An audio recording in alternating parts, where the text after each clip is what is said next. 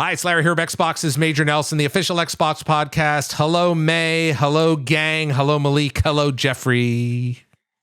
Hello, Moon. What's up, everybody? What's up? What's up? Good. Hey. Welcome to everybody. Rebecca's off this week, as we were talking about last week.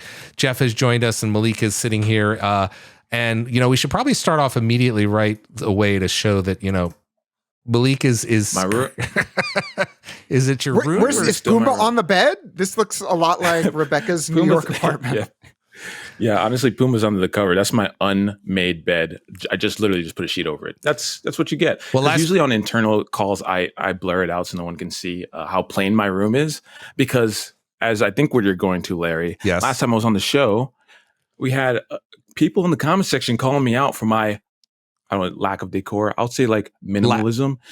So we had Tone's Xbox say, Malik, bro, you need to invest some hours in that room, bro. Another bro. Instead of Apex, man, get a little color in your room, brother. Come on. Yeah. Listen, Tone's Xbox. All right. I like to keep things simple. All right. But I will say, enough people have said that to me that if you're in the Seattle area and you're an interior designer and you're listening to the Xbox podcast for some reason, hit me up. You know what? I'll entertain offers. Yeah. And I will just say this. You have a blank canvas to work with there. So have fun. Yes. Anything is the possible. World or my room is your oyster. Exactly. Anything's possible. Anyway, welcome everybody. It's been a great week of gaming. I know I've been busy. Malik, you've probably been playing Apex. I've been busy playing Tears of the Kingdom. So as everybody else sharing has. Hacks. So no, not hacks, Jeffrey. Just efficient exploits. Workarounds. And then Jeff, what have you been playing? We'll start with you. Over my shoulder here. This is a game that I've been talking about full screen since GDC, which is Planet of Lana. This is a game that reviews came out in the last few days. People are loving this game. I'm loving this game. It's a day one Game Pass game made by some folks out of Sweden who are animators. I believe this is their first game, published by Thunderful, who have put together a lot of really fun games. And I will say this is likely to end up on my end of year top games, favorite games of the year. We've talked a little bit about it, so I'm just trying to download it right now, so that's why I'm looking. Yeah, it's not a huge download, which is great. I want to say like 8 gigs. So you play a role of a small child, maybe a boy, maybe a girl, probably not important, who's living in. And I think there's some lore here that I'm digging into, but like living on a planet that is not Earth, but they're definitely human, and they seem to have like something of a pre-technological society going on. And while playing with your older sister at one point, like these robotic aliens invade and they kidnap everyone. You manage to escape, and very quickly you end up befriending a little, it's not Pikachu, but on that level of cuteness. Is that the splash screen behind you, or is that actually that's the splash screen? That's that's the title screen. If I move my head, you would see like settings. I see. Okay. Yeah. So I was like, wow, looks good. Yeah. So it's just a lot of like beautiful, like sort of Ori-esque. It's only 3.89 gigs. I'm almost done. Oh, even better. It's not about the size of it. The important thing here is that it's if you liked Inside, if you liked Limbo, but maybe a much less dark version of that. Those were very dark. Those are incredibly dark. But at the same time, it's more of a beautiful, lush world. But at the same time, when you encounter these aliens, in terms of palette and story. Yeah, across the board, like dark is the right word for all of those. And granted, I haven't beaten this game yet, so who knows, it may take a dark turn. But right now, and look, let me just tell you, my character Lana has died numerous times, maybe not so grotesquely, but I've fallen off of there is risk here.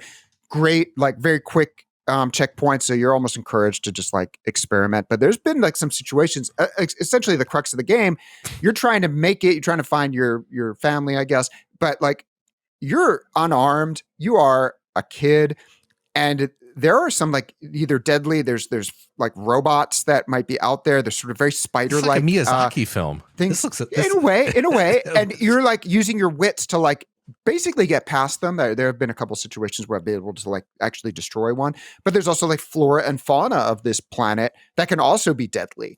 And so you're just using your wits to survive. So it's like Australia.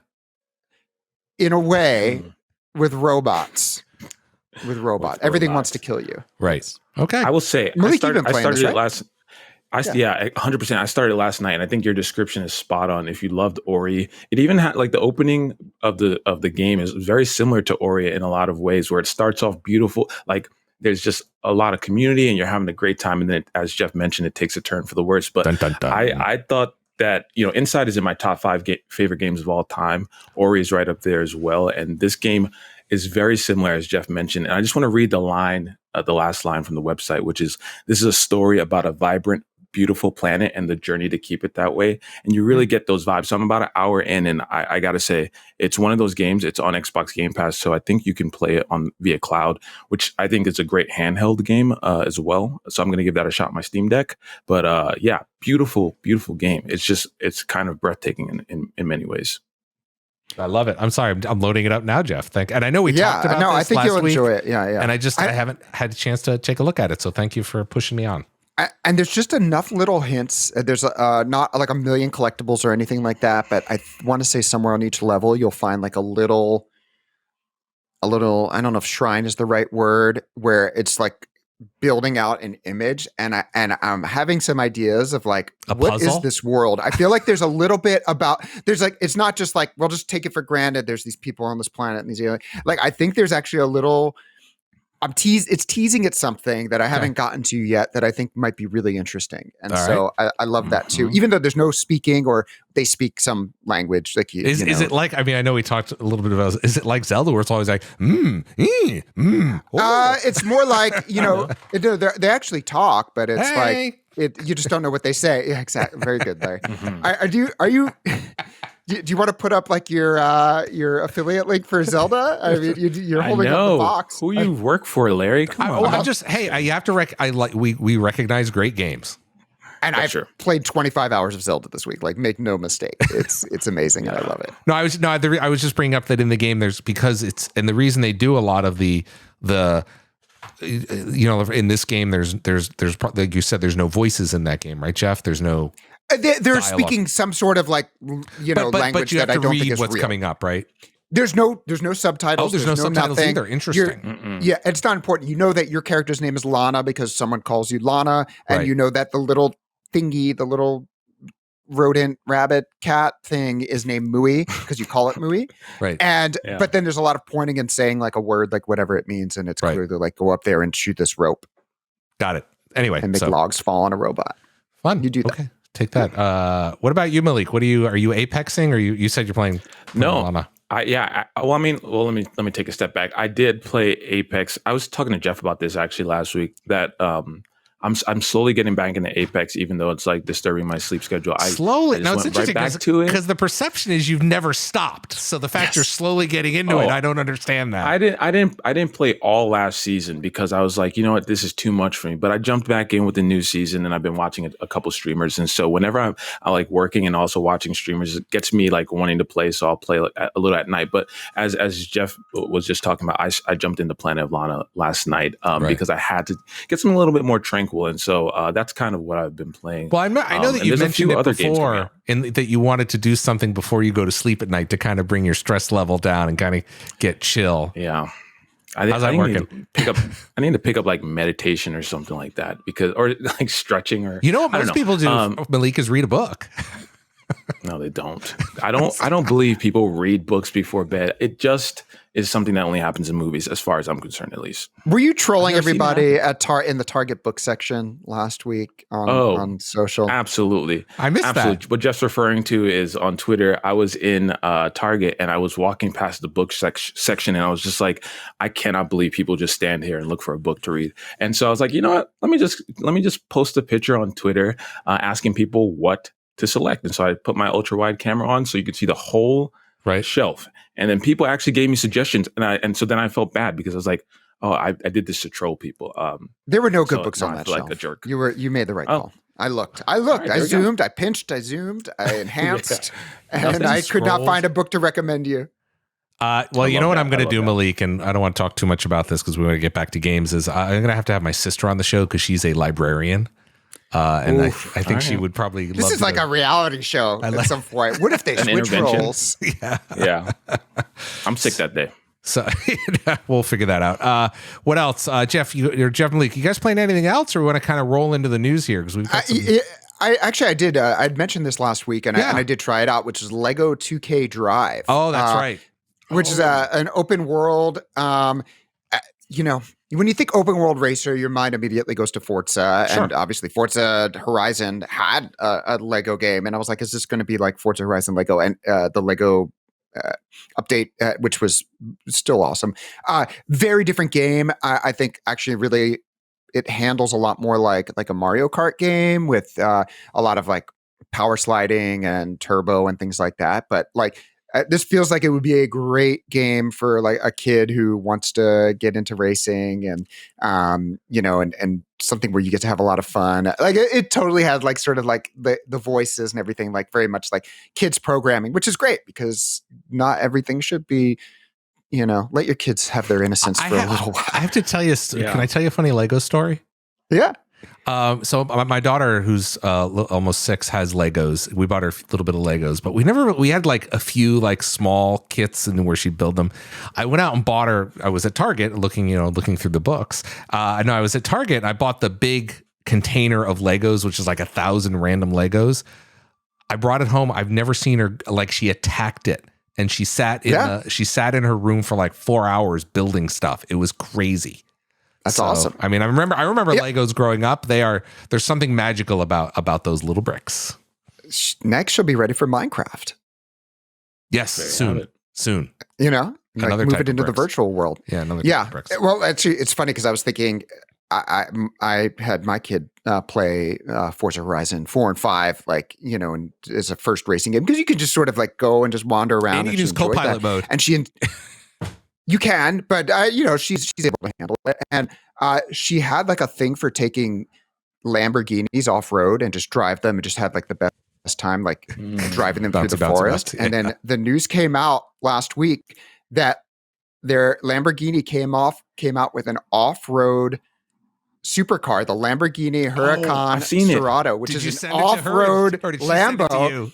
I did. Actually, my wife found it. She was like, "This is it." And I kid you not, she started looking. She's like, "I want to get a job now. Like, I want to start saving up for this Lamborghini."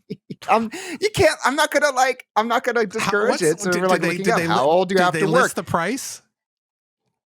I think it starts list price is $380K. Oh, so minimum wage in Seattle is like $20-something. Like, you know, you're closer to it than when I was making $425 paying groceries at Publix. No. So yeah, let's not. I don't want to discourage her. You got to.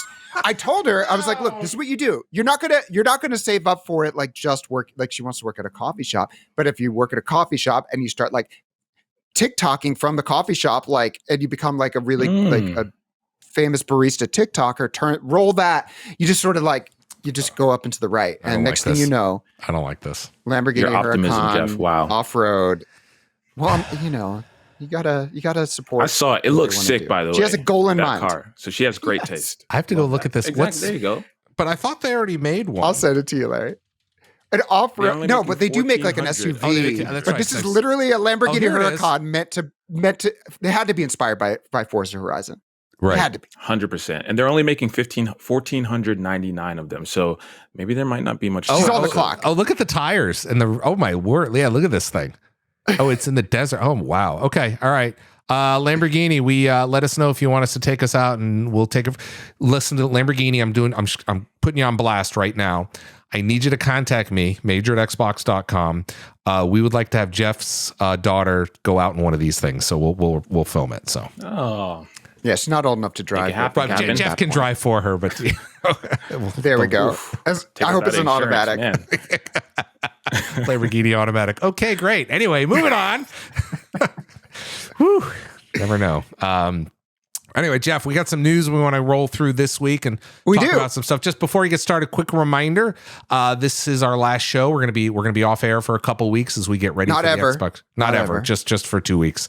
Don't worry, we'll be back. We're gonna talk to we're gonna get ready for the showcase in a couple weeks in June. So, want to remind people that. But Jeff, let's talk about the news.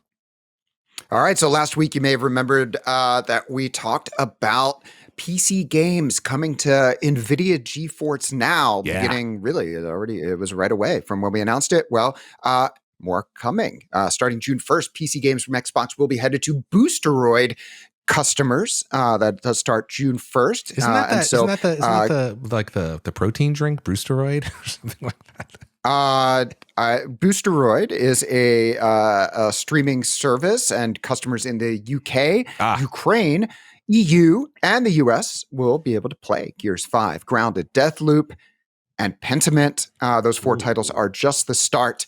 And so if you own those games through Steam, through the Epic Games Store, and then down the line through Microsoft Store, you're a Boosteroid member, guess what? You get to just take it with you, stream it. So wonderful. It's awesome. More games, more places.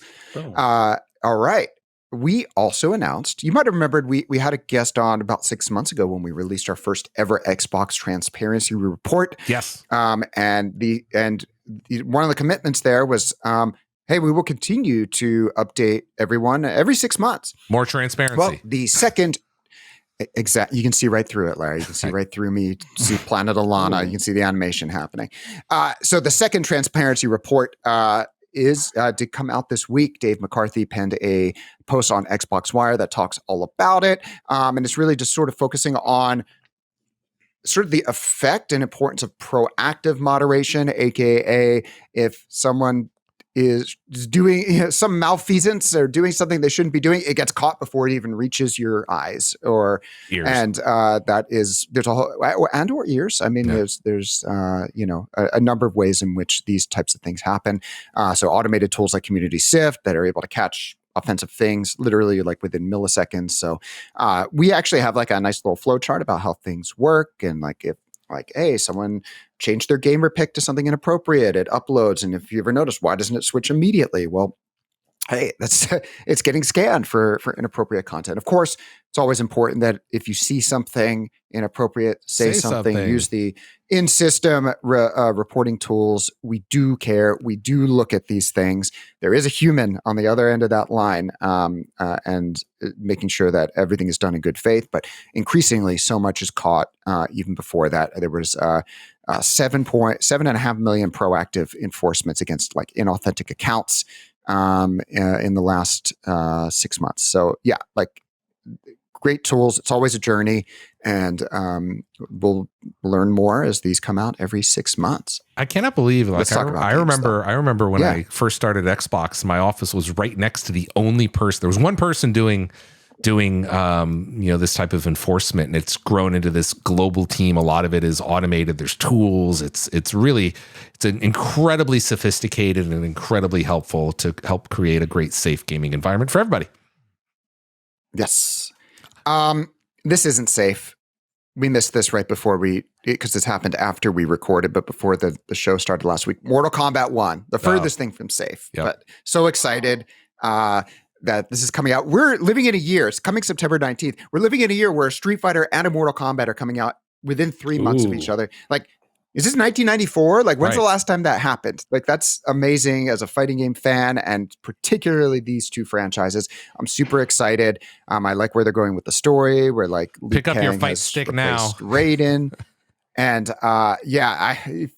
this is actually a great time to be shopping for a fight stick because it's going to get some tremendous use. And they're not going to be available. Trust me, once these hit, I bet you they're not going to be available. Oh wait, September 19th. So September 13th. 1993 was Mortal Monday, and that was like the first like release date I remember in gaming. So it's gonna be 30 years since then. You were working 30 years and 6 days. Where were you then? Where was I? Well, I remember riding my bike to go pick up Mortal Kombat on my Genesis. So I was under driving age, I guess, but not under picking up Mortal Kombat age and punching in the blood code ABACABB, if I recall correctly. Those were good times. Deep cut. Those were good times. Yeah. All right. Here's a game I'm very excited about that sort of like went past my radar and was forcibly thrown back in front of me by a member of the Xbox Wire team, and I'm glad they did. So one of the games that is, I love a good strategy RPG, and one of the best ones that we've seen in the last decade was Mutant Year Zero. Yep. Well, that team has a new game, and it's called Miasma Chronicles, a tactical turn-based RPG, and there's a great blog post from the developers that is on Xbox Wire now. It is out now. It's sort of it just looks really interesting. And I'll be talking about it. I'll be picking it up this week. I'm going to somehow find time between all the other things I have to play, or want to play. But I really like what they're doing here. And what they've done awesomely, like in Mutant Year Zero, and we've seen other games do this. There was a great game I played at GDC, is a combination of like real-time movement, but then once the battle starts, that you go into sort of that overhead turn-based tactics. Look at all the screenshots we got situation. Up there. Wow. Great exactly. art, yeah. So it looks great. So this is one that had just rocketed to the top of my radar, and I will be playing it. Another game I really enjoyed when we think about RPGs is a game called The Ruined King, and that was the first of these League of Legends stories. And I really like how Riot Games has been taking the characters and the stories from League, which is a game I do not play, and I'm not a MOBA guy. I'm probably never going to play League of Legends. But there's some awesome lore. There's amazing art. No, I'm not going to do it. They're like just learning. It's like wow. It's not a game. It's like a lifestyle. Like I've messed around with it. I'm like, it's so deep. It would be like saying, "Hey, I want to learn how to play like chess or so." I'm just. I'll play chess with you. So you're not getting out of this, Jeff. Okay. I'm not getting out of it. Larry, I don't want to play these things with you. Okay. What I do enjoy, though, is that they're taking the IP and they're putting it into formats that I do want to play, like a turn-based RPG in the form of Ruined King, which was phenomenal, and I put 50 hours into it and beat that game. They had Mage Seeker that came out earlier this year, and now an action platformer that is available now called Convergence. And this focuses on Zahn, who is one of the legends, and this looks like kind of like some Metroidvania stuff, and I'm hearing good things about it. So, and it has a really cool art style. So this is a game I'm also looking forward to checking out. So like if you watched Arcane is amazing. It's on Netflix. It's a animated story. Again, you don't have to like play League to enjoy that world. And I think that's the key thing here. And this is now I believe the third game from those League of Legends stories. And Riot Forge, I think, is the team that sort of publishes those. And anyway, worth checking out because Ruined King was like quality. And so I'm optimistic on what Convergence is. Last thing, we talked about Minecraft, and a really cool texture pack came out called the Sonic. It's the Sonic Textures pack. So you can basically transform the overworld into a classic Sonic landscape. You think of like Green Hill Zones. There's like a good feel of that. Obviously, there's skins for your characters where, they can, take the form of Sonic and other Dr. Robotnik. Sorry, I didn't want to ignore the work he put in college. Please. Yeah, exactly. He had to go through a dissertation here. Anyway, what's really cool is being able to change the world. Look at it itself into really cool. Yeah, there you go. Like it looks like Green Hill Zone, and that's awesome. And other areas as well, Underworld. Love it. So you just need the latest version of the Minecraft Bedrock Edition. And there's also a free Supersonic hoodie character available now through June 22nd.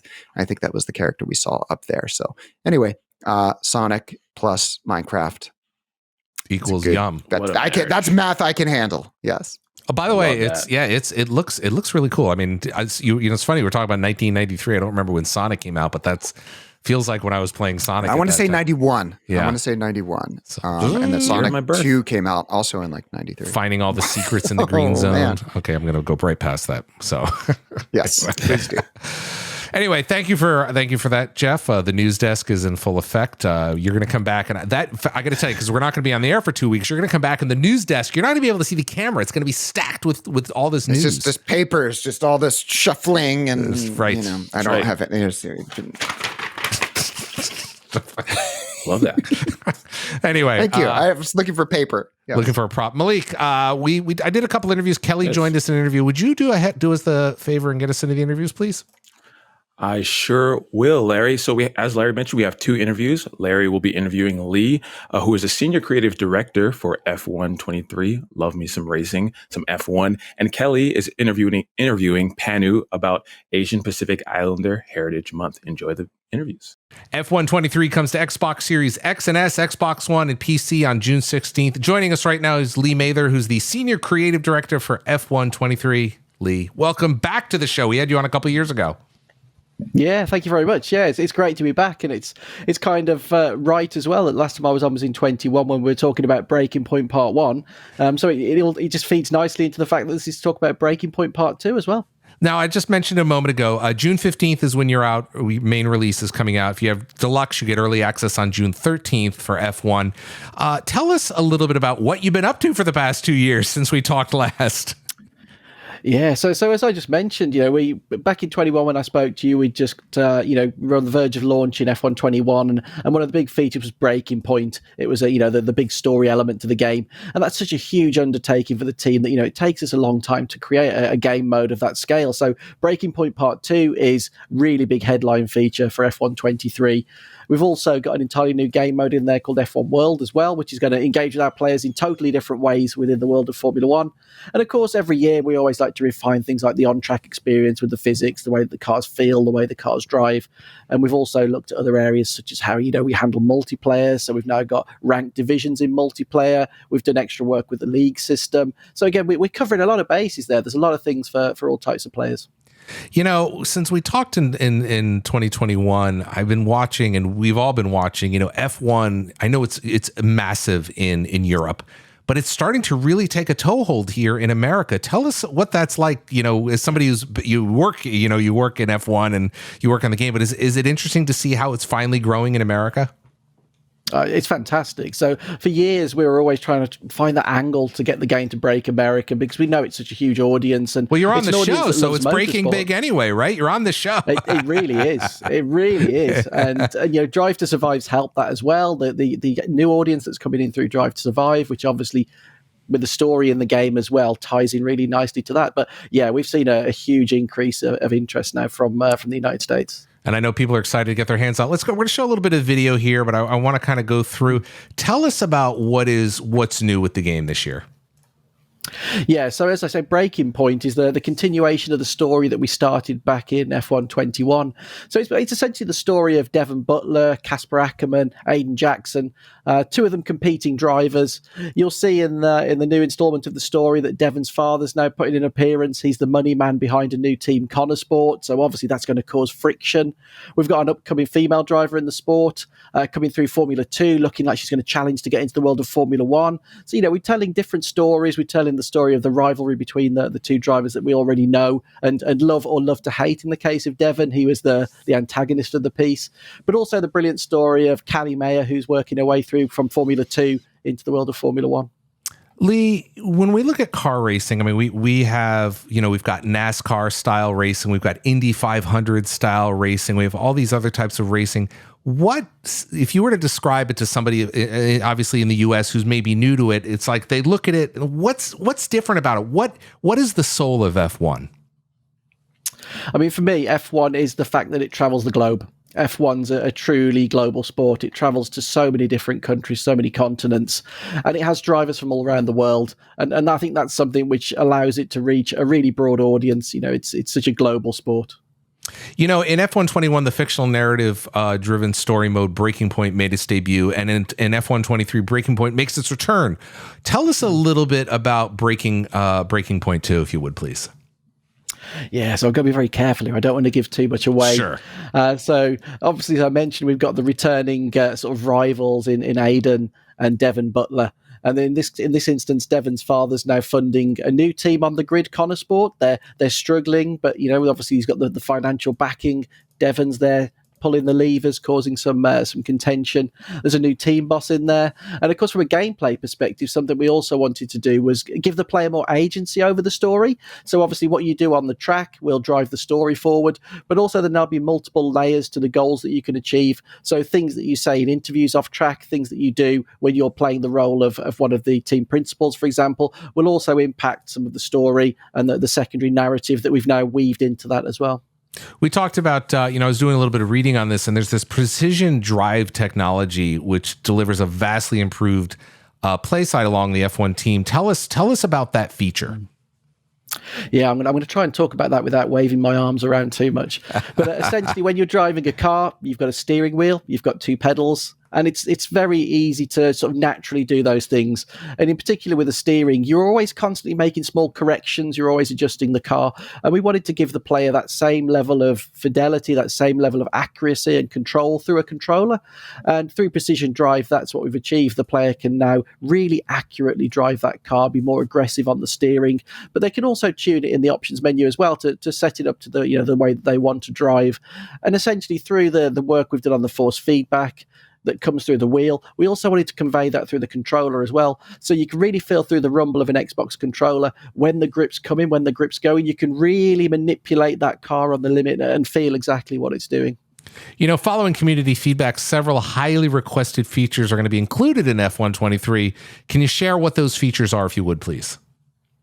Yeah, so a long requested feature was red flags. So red flags are obviously a huge part of the sport of Formula One, and we've seen them quite readily already this season. So red flags literally neutralise the race. It's a complete stop. All of the cars reform on the grid, and the race restarts. So it's a really big event in a Formula One race. That actually is good news for me, because as somebody who is always at the rear of the pack, and I feel like I can never get ahead, that's great that the red flag is going to allow me to kind of, okay, let's reset. It really does. And the strategy can change as well. So the player can change their strategy during a red flag period. They can change the tyres. They can repair certain components on the car. So it really does mix things up significantly. And of course, the second big feature was we've got a very, very successful esports program that we run in partnership with Formula One. And, it's created some really astonishing drivers now over the last few years since we started back in 2017. And one of the things that we trialled in esports was a different race distance. So we know that people love the authenticity of Formula One, but sometimes they don't have the time to do an hour-long race or a 2-hour-long race if they're doing 100% race distance. So 35% race distance takes all the essence of a Formula One race, the strategy, the tyre wear, in a slightly more compact sort of time window. So again, it gives players the full F1 experience who are maybe not quite so time-rich. You talked about the leagues that you have, and you're working with you're working with other folks on that. But I've also noticed we've seen in other sports that some people that are good in the video game version of the sport migrate over to the real life version. We've seen that in F1, haven't we? Oh yeah, we've now seen it more times than I think we ever thought we would at this point. We've seen drivers move into F2 with Chembal Bassi. We've seen Lucas Blakely go and race in the Race of Champions, actually beating Sebastian Vettel. It's really starting to grow out there, and it's also it's an entire career in its own right. Some of these drivers have no ambition to move into real motorsport because virtual motorsport's equally as rewarding and competitive these days. Right. Yeah. I mean, it's really extraordinary. I mean, the game looks great. And of course, I'm sure you probably are one of those people that has, the multi-screens and you're sitting down in your living room, right? You're one of those people, aren't you, Lee? I vary. If I'm on PC, it's multi-screens. If it's living room, it's a big screen. Yeah, you're leaning back on that. Tell us, we've got some other great features here in the game. Tell us a little bit about F1 World. Yeah, we're very excited about F1 World. This is something new and unique to the series. So you look at what we do with the real authenticity side of things in Driver Career and My Team. You look at the drama and the excitement of story. But we've got so many other great game modes in there and so much content that we wanted to pull it all together into an area where players could play single player and multiplayer and really feel that sort of level of progression. So F1 World is essentially an entirely new area of the game where the player can take part in daily, weekly and seasonal races. So it allows us to connect it closer to the sport. On a race weekend, we can create events that relate to that race weekend. The players can race either the Formula 1 cars, Formula 2 cars, or the new F1 World car. And this is the car that they'll be developing through the new systems that we've implemented there. So you'll be receiving credits as you're racing that you can use to upgrade the car. You'll be winning upgrades as you race. You'll be able to increase what we're terming the tech level. So tech level is essentially the performance level of your car. You can pick events that are above or below your tech level, so you can really challenge yourself, or you can make your life a little bit easier. And you can also take the car online as well, race against other people who've been building their My Team their F1 World car as well. You know, one of the things I love about F1 is, like I say, as you said, it was international, and you really come across that with that. You know, we talked about the different cars and whatnot, but tell us about the 2 new circuits. Yeah, super exciting. We're always really happy when there's new circuits on the calendar. This afternoon, I've actually been playing a little bit of a sail in Qatar, and I think it's absolutely fantastic. It really suits the modern Formula One cars in that it's got some incredibly fast-flowing corners. You can really feel that downforce. You can really feel the car hunkering down, and the speed that you carry through those corners is amazing. I think they're going to produce amazing racing. And then, of course, there's Las Vegas, which personal favourite for me. It's one of my favourite places in the world. So there's nothing more impressive, I think, than when we get to see a Formula One car flying down the Las Vegas Strip. And to make it more unique as well, it's actually a night race on a Saturday evening, and that's something which Formula One hasn't done for a very long time. If you've ever been on the Vegas Strip on a Saturday evening, you know it is crazy, and this is just going to add even more to it, right? Oh, the energy is going to be absolutely off the scale. I think it's going to be a very, very special event. And again, as we spoke about earlier, it's another great event in the United States. You know, it's now three races, and they're 3 really really amazing races with Texas, Miami, and now obviously Vegas. I'm just so thrilled at how F1 is growing, and obviously people being able to play it on a video game is their entree. You know, they can really get into it from that. That's kind of their on ramp there. You know, what is something you're particularly excited about for both new and returning players to experience with F1 23? Yeah, there's always a number of things. It's hard to just pinpoint one. I think obviously story's a returning feature, and we've really pushed story this year. You'll certainly see with the visuals as well in the cutscenes. I think people will really enjoy that. But for me, it really is F1 World. I think once people start to get a handle on how it plays and what it does, they'll get really engaged with it. They'll be really excited to keep returning for those daily events, to go and achieve the weeklies, to maybe go online, to maybe even engage with some of the new multiplayer features in there as well. As I say, it's a single player and multiplayer game mode. So, you know, we've got a new racing license in there. We want players to race cleanly. It's something that we really value, is cleaning up the community, getting people racing effectively. Yeah. So I think there's a lot of things that players who are just starting out on their F1 journey and players who are real vets will really take from F1 World. F1 23 is coming to Xbox Series X and S, Xbox One, PC on June 16th. Now, if you have the deluxe version, you get early access on the 13th. Lee Mailer, the Senior Creative Director for F1 23, thank you for your time today, and congratulations on your upcoming launch. Absolute pleasure. Thank you for your time. All right. Welcome to the interview that we are about to do with someone that I actually work with and know and love. And I'm very excited to get a chance to showcase and for you guys to get to know a little better as well. Welcome to the pod, Panu. How are you today? I'm doing good, Kelly. How are you doing? Excellent. I was just reading through the amazing article on Xbox Wire that you were featured in, and I have some other questions that I would like to get in with you, if that's okay. That's awesome. I would love to. Yeah. So I want to start by getting to know you and getting to know a little bit more about, let's start at the very beginning. Can you tell me a little bit about your upbringing? Like, where are you from? What was your childhood like? I love it. I grew up in Bangkok, Thailand.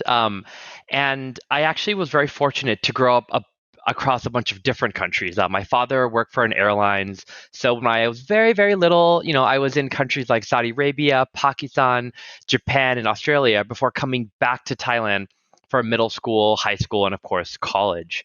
My family, we're pretty big. I'm the youngest of 3 boys. My mom is Thai, my father is Thai Indian. So kind of being like moving around, being international was kind of always like part of our family ever since we were little. When I wasn't in school, I was often just reading comic books and playing video games. So I like to tell people, as a child, life was pretty good. I'm not gonna lie. Yeah, I feel like that's relatable for a lot of folks that are probably listening or watching to this, reading comic books, playing video games. You're in good company here. So let's talk about the video game portion a little bit. What role has gaming had in your life since you started as a young kid playing video games? Oh my God, so big. I think I mentioned that I moved around a lot when I was little, and therefore gaming with my brothers was essential. It was everything we did together. I think co-op games became our love language, and we kind of shared this with everyone possible. We definitely tried with my parents, but they were like, No." But it was definitely with each other and with all our new friends from all our schools. Some of my favorite memories growing up is playing co-op games with my siblings, or inviting people over to play any competitive or co-op games on all our consoles that we had. So, again, very relatable. And would you say that that time gaming and kind of learning how to communicate through games and through that passion, uh, has that impacted your career journey? And how does it kind of change and affect what you do at Xbox today? I think it's a great question. I maybe I'll start at the beginning of my career, and I was actually one of the first Microsoft college hires in Asia, and I joined through the college recruitment program. And my first role 11 years ago, don't do the math, was to launch Surface in Thailand, and that was a lot of fun because getting fresh out of college, getting to work on this brand new product, so many learning opportunities, so many fun things to do, and I really, really enjoyed my time. Over the next couple of years, I did kind of all the other consumer products. I did worked on Windows, worked on Microsoft 365, worked on PC accessories, and eventually I moved to the US, which is where I am now. And I joined the Windows team in 2016, and that was kind of the worldwide team looking after Windows sales all across the world.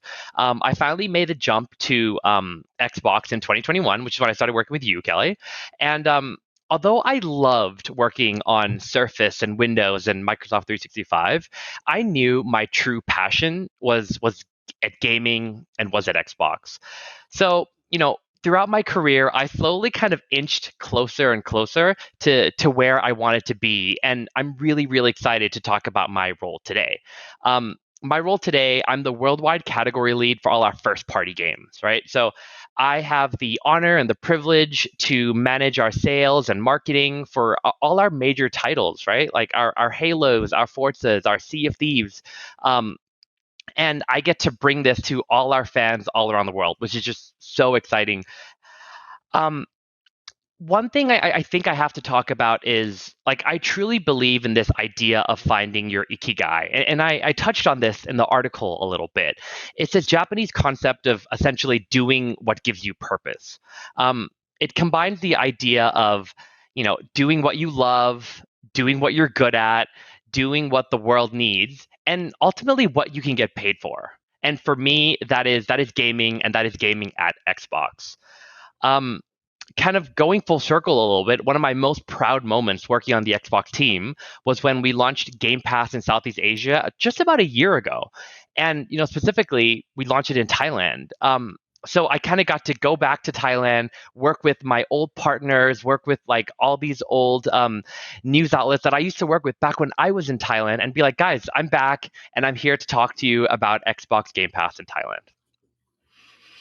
That's amazing. And it's always such a fun full circle moment when you're working on something where you're like, as a kid, this would have meant so much to me. And knowing that there are kids and adults and people of all ages that are now enjoying the work that you do. And it's so impactful. So yeah, it's amazing. I've learned a lot about your background more than I have in our time working together. So thank you so much for sharing all of that.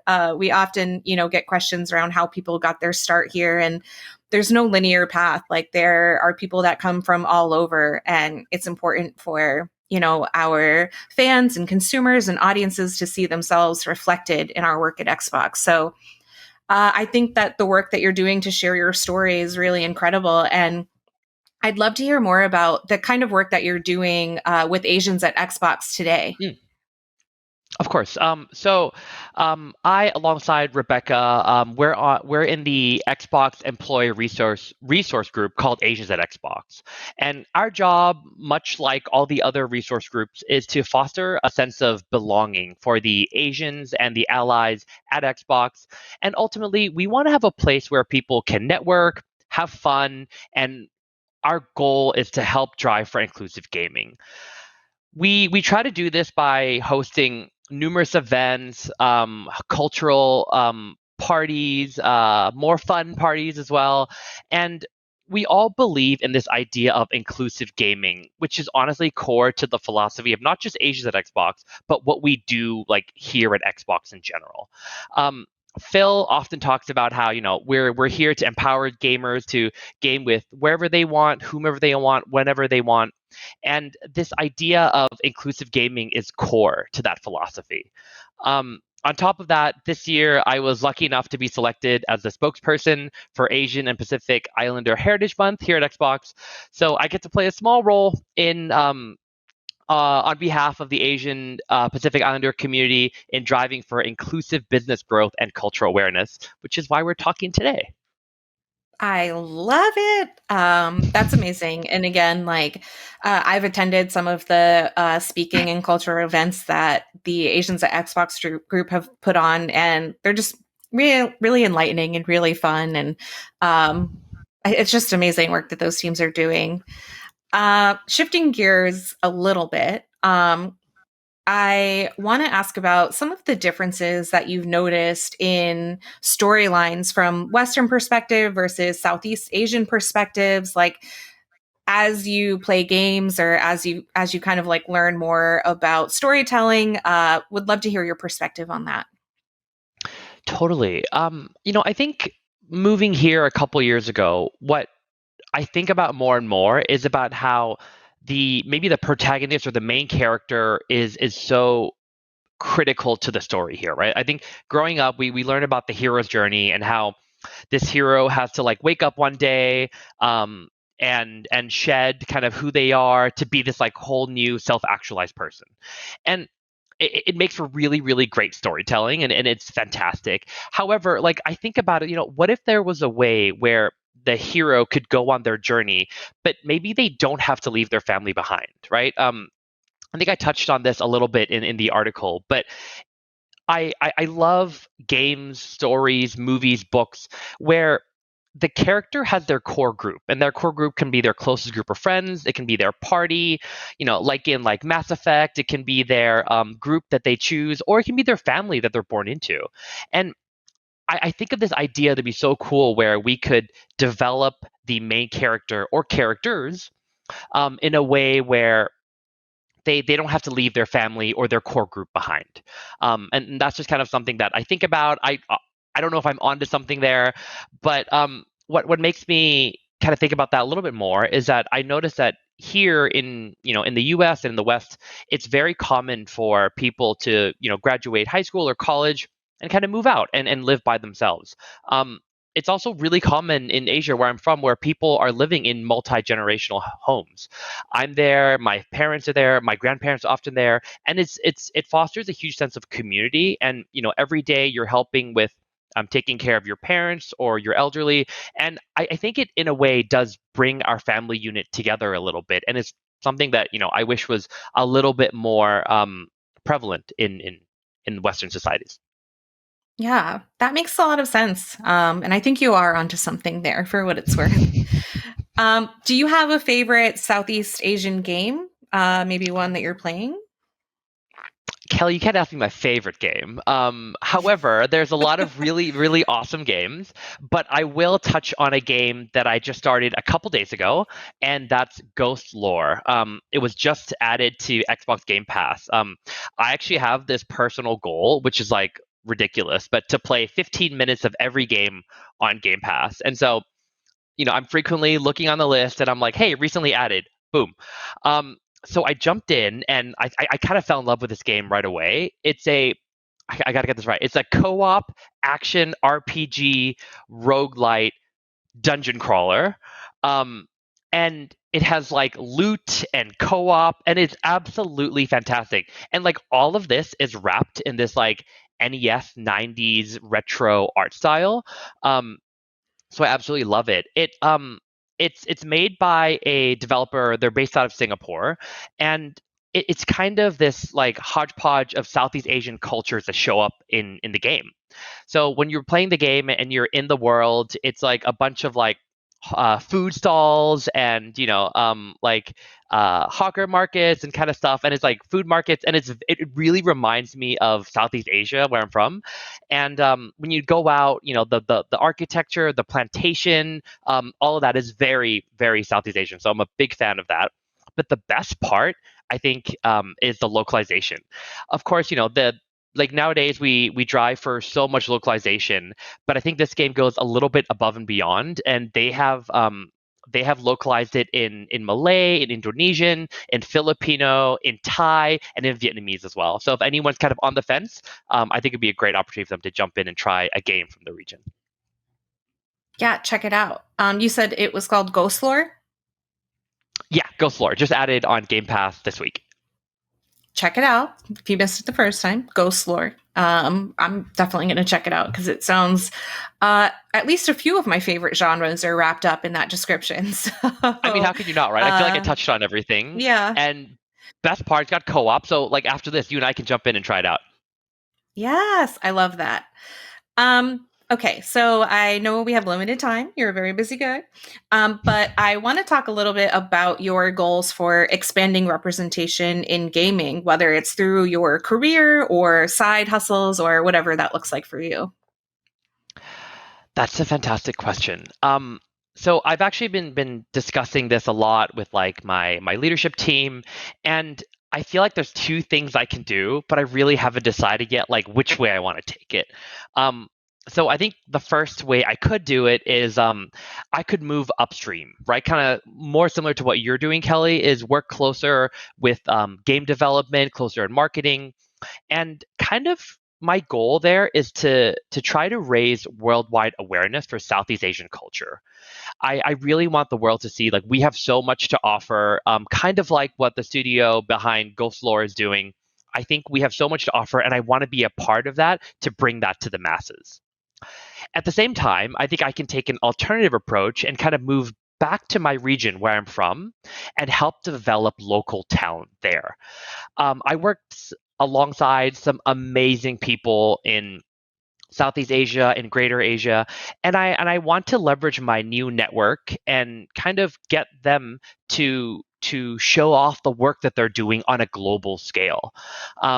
There's such awesome talent coming from that region, and I really, really want the world to see that. So I guess regardless of moving upstream, closer to the actual game development, or downstream, closer to kind of the local talent, I just want to raise awareness for Southeast Asia gaming culture. And I think there's so much that we have to offer the world.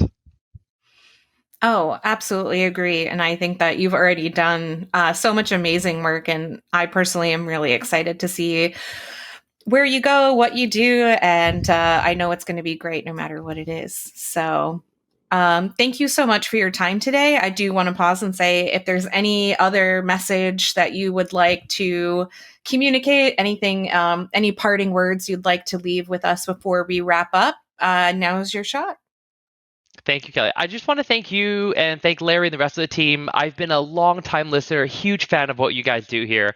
It's an honor for me to be on this podcast, and I can't wait to share more about what we do. And I look forward to gaming with all of you. Yes, absolutely. All right. Well, we will let you go back to getting your 15 minutes of Game Pass games in one at a time. And thank you for being here. And we will chat with you soon. Thank you so much.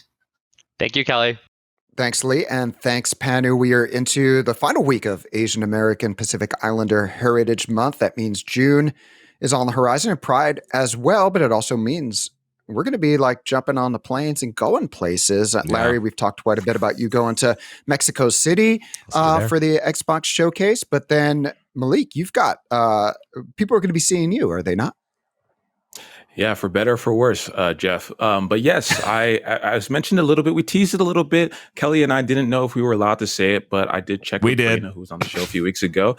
And yeah, Kelly and I will be hosting the in-person FanFest watch party down in LA for the Xbox showcase. And I am super pumped. I cannot wait. We had such a great time down there. Again, last year was really our first year back with the fans. And I think it was just one of those experiences that when you walked in, it was almost overwhelmingly emotional. Yeah. And so this year we're going back and we're going to have that same experience. I've been listening to some of the things that we have as far as the in-person theater at the Nova, which everyone kind of knows already. And it's going to be great. We're going to have awesome stage games and entertainment, of course, with the big Xbox showcase being the main attraction. So I'm excited. And Starfield Direct. LA.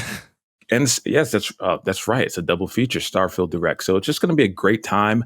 And if you're in one of the other regions that are going to be hosting FanFest watch parties, get ready for some Xbox community love. It's going to be awesome. I cannot wait. Yeah, I'll be down in Mexico City, like you mentioned. We're actually gonna do another event too. I'm working on a separate event, maybe Monday. So stay tuned for that. Keep an eye on me on Twitter. I'll give you those details. We're looking forward to that. Of course, we're going to be in Melbourne, Australia as well. That's where I was last year. I think we're returning to the Fortress, which is a great event, a great location. So that's fun. And then Warsaw, Poland. Yeah, our good friend Graham Boyd is going to be over in Warsaw. Graham. AC Bongos. We have not talked to him in like 2 years, right? It feels like it's been forever. I hope he I has actually a long chatted with beard. him. That would be great. That would work for him. He could pull that off. I think, he's been working on some really interesting stuff. Does he still in have Scotland. that crazy with beard? Larry, you just maybe I didn't. We didn't hang out. Oh, I didn't know if you guys did a Teams call and you saw. Oh no, I talked to him. We were just on the same call, and he had been working on this like really cool like tartan Scottish Xbox scarf controller. Yeah, like working. Yeah, the controller, but like an actual scarf and other items in that particular. If anybody can do the right tartan, it's Graham. We got the right guy for the job. It's his life work right there. So yeah. Good for him. But we're excited about, and then of course, like I said, we'll be in Warsaw, Sao Paulo, Brazil, which we're going to have someone down there as well. I think someone from the Sea of Thieves team is going down. The same thing with Melbourne. So we're going to be all over the world this time around. So looking forward to it. Most wonderful time of the year. In my opinion, at least. It is. And then we'll be back, as I said earlier, we'll be back with this show right after that week. Probably that Friday we'll have a show. We'll line some stuff up to talk about. We'll talk about our experiences and other fun stuff. So Malik, we'll have to have you back on to talk about FanFest. And maybe we should get everybody on. Maybe we should do the show live, Jeff. Should we do it live? Maybe. It's the first time I'm not committing to anything. I can't think about things a month from now, Larry. I barely can make it through the day. I know. You've got relatable. Anyway, first of all, keep an eye on for you. Like I say, for all the FanFest, you want to keep an eye on the Xbox Twitter account, of course, as well as our Twitter accounts, which are on the screen now. If you're watching us on YouTube, what about your Blue Sky account, Larry? I've got my Blue Sky account. I'm on Blue Sky. You can find me Major Nelson at Blue Sky. Both of you are, aren't you? Yeah. Let me see. Yeah, I wouldn't say I really use it. I'm Rubes. I got Rubes. Look, if I had an invite, I'd give it to you. The question is, how far back in your pages is Blue Sky? Right. That's the big question. I only have 2 pages. I keep everything to 2 pages. If it doesn't fit in 2 pages, I don't need it. Okay, that's one way to do it. Jack Dorsey, hit me up. I'm the only one without one. You know what's going on here? I want to get Malik. I did have to enroll in Square Pay, and I have like a register here now. Anyway, but keep an eye on us on Twitter. We're looking forward to joining wherever you are. You're going to be joining some members of Team Xbox, either virtually or in person. We hopefully you'll join us watching the showcase wherever you are. It'll be streamed at all your favorite streaming locations. Any final words before we wrap it up, Jeff, and see people on the other side of showcase, or Malik? No. Okay. See you then. Okay, see you. Eat your vitamins, drink your milk, and this is a really comfortable hoodie. Shout out to the XCast. Yeah, can we just? I just happened to notice that when you got your XCast hoodie on. Like, listen, I know we're on the official Xbox podcast, but just to spread some podcast love. If you're looking for more Xbox news, different take on it, shout out to the XCast. I also listen to Defining Duke, who sit there and talk Xbox for 3 hours. We just have just so there's no shortage of Xbox podcasts, but of course you're here with the official. Xbox podcast, where you can get Major Nelsonites, where you can get Malik, and you can get Jeff as well. So anyway, look forward to talking to everybody after a showcase. Thank you in advance for all your kind words and all your thoughts that you're going to send us on Twitter and Blue Sky. I'm Blue Sky. So, all right, gang, we'll see you in a few weeks. Bye, everybody. Bye.